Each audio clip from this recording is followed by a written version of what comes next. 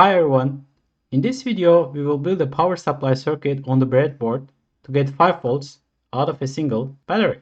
Instead of making your own power supply, you can buy a module either from your favorite brand, supplier, or go for cheaper options from AliExpress or eBay.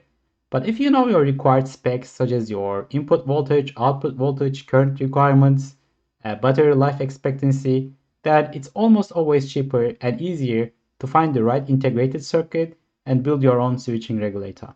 So the IC that I will use for our power supply is TPS61222 boost converter IC. It has a low standby current, and the exact model that I'm using is TPS61222, which gives a fixed 5 volts output. There is also a 3.3 volt one and a adjustable one as well. Again, when you are picking up the right IC for a power supply, you should be looking at the input and output voltages, the current ratings, and the standby current, as well as the efficiency, especially if you are concerned about battery life expectancy. So different kinds of switching regulator ICs will have slightly different recommended schematics, but there are a lot of similarities. You will almost always need one or two inductors and capacitors for input and output. If you have an adjustable version, you need some resistors to adjust the voltage output. Usually they also have an enable, or in some ICs it's called a shutdown pin, to turn off the regulator when your device is in sleep mode or in standby mode to minimize the standby current even further. This is the IC. I have a cut tape of it here. And how do we put that onto the breadboard? Yeah, that's just, we need something for that. So I got these breakout boards from OSH Park years ago. I'm going to put the links to the breakout board from OSH Park down in the description below. You can find like cheaper and like different kinds of breakouts for SC70 packages. The one I have can support both SC70 and SOT23, which is quite handy. And just got it for about 20 cents. The first thing that we need to do is to solder our boost converter IC onto the breakout, and then we'll solder some pin headers onto it. SC70 is a pretty difficult package to hand solder onto anything really. So if you're planning on hand soldering it, there are like bigger packages out there you can use, but it's possible. Now I'm going to use a bit of a solder paste, and I have a dentist's toothpick here, and I'm just going to take a really tiny amount of solder paste and I'm going to apply it on the pads here carefully. You can apply a little bit more, that's fine, just a little bit, just don't get into the middle. Don't worry too much if they overflow the pad, we'll fix it later, and I will do the same for the other pads. You just need to apply a tiny bit. As long as there's a tiny bit of solder paste in there, it's fine. Don't overdo it because that's how you mess it up. Now it looks so good. Using the toothpick, I'm gonna clean between the pads. Just make sure that there is like a nice space there. Don't rush, take your time with it. It doesn't have to be perfect, but because the soldering will take care of the rest. Just clean it a little bit, and then yeah, just going to do this one too. Maybe a little bit more. I just want to see like a tiny nice little clearance there, nothing more, just pulling it outwards. Okay, now the same for these pads. Yeah, the breakout board I have isn't also perfect for hand soldering because its pads are a little bit tiny.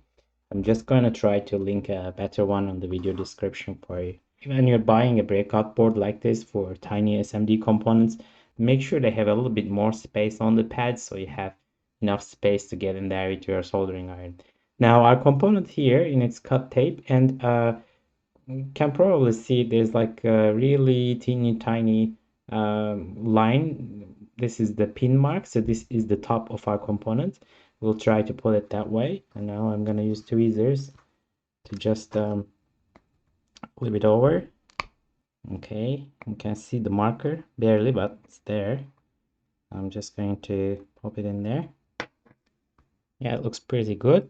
So before you start soldering, make sure that your soldering iron's tip is nice and clean. Apply a bit of solder to it, clean it up again. Needs to be as good as it can get, really. Now I need something to hold the component in place while I'm soldering it. So I'm just going to use this small flathead screwdriver to keep it in place.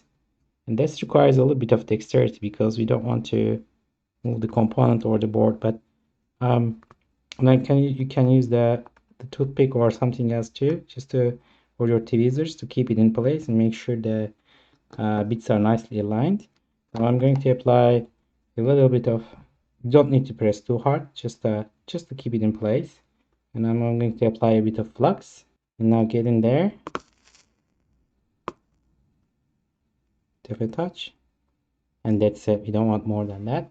Now I'm going to do the same for the other pins, the other way. Again, I'm just going to hold it really gently, not too much pressure, just a little bit. And then pull it out like this. And maybe fix the other side a little bit too.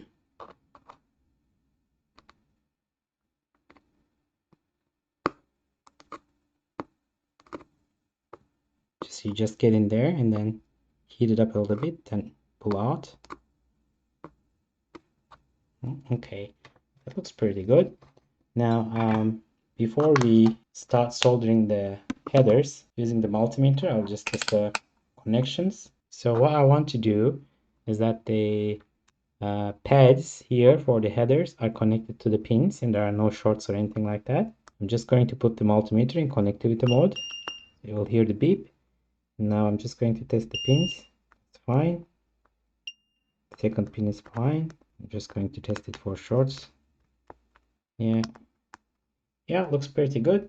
Now the last bit is that you want to use some isopropyl alcohol to clean everything up, the remaining bits of the solder paste and some of the flux there. You can use a Q-tip for that, and I just couldn't find any lying around, so I'm just going to use a piece of paper towel and my dentist toothpicks to get in there and give it a gentle clean.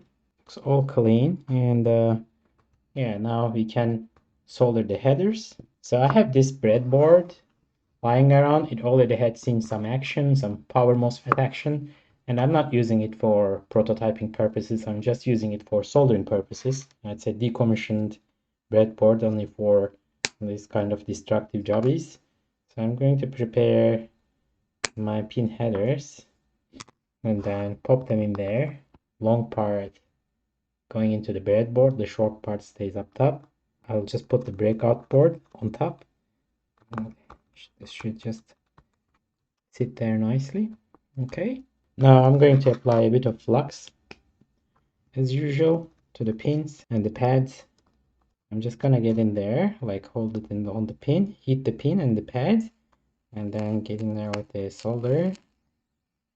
Yeah, melt the solder on the pad. Now I'm going to do the same for the opposite pin.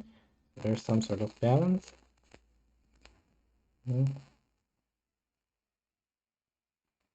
Okay, that's pretty good. Now I'm going to a tiny bit of solder on the tip of your soldering iron and then heat the pad and then get in there, solder the rest. Make sure you are pushing the solder to the pad. You shouldn't be melting it on the tip of the soldering iron. That's it. Okay, that looks not too bad, not too shabby, not too shabby. Okay, now we can start building our circuit. So I'm just going to cut these excess bits using my side cutters. You can just take it off the breadboard now. It should be all good. Just give it a visual inspection. It's pretty tidy.